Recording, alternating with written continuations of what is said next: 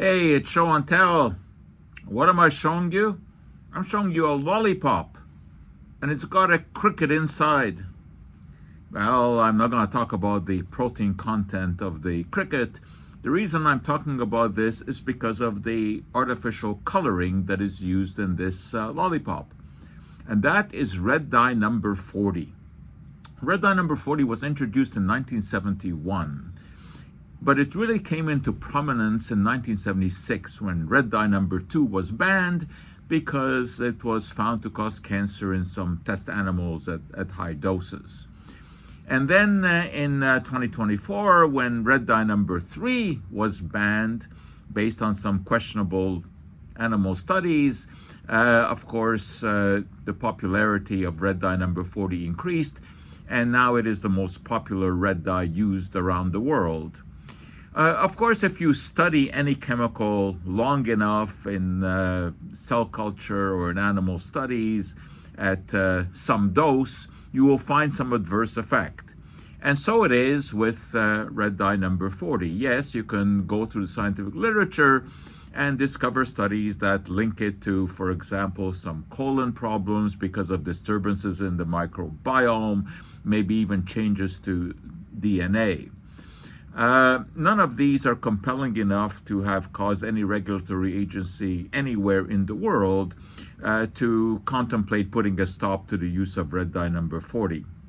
Now, in Europe, there is a warning on every packaged food that contains red dye number 40, or indeed any other synthetic dye, alerting people to the fact that it may increase hyperactivity in children.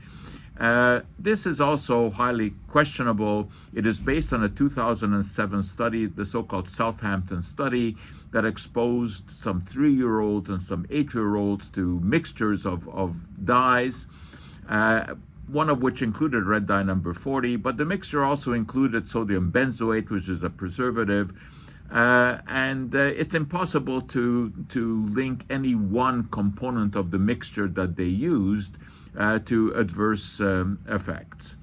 That being said, let's face the fact that artificial dyes serve only a cosmetic purpose. They have no nutritional value, and even though they may not actually be dangerous because the doses that were used in the studies were large, for example, in that Southampton study, they used the equivalent of 2 56-gram portions of candy every day.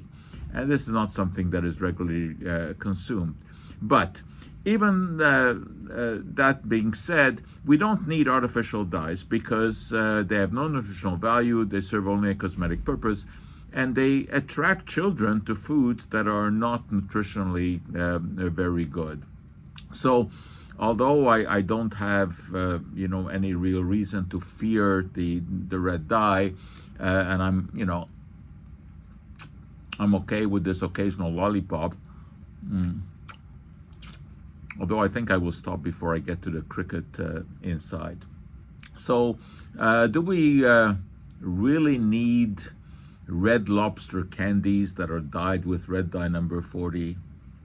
I would suggest not. And that for today is our show and tell.